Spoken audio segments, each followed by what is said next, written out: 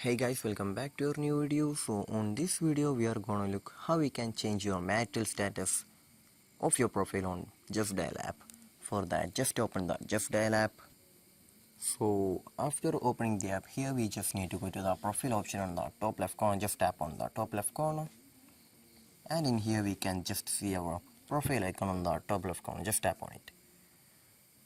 So when we reach here we can just see the edit profile option. Just tap on the edit profile option. Then go to the personal details option.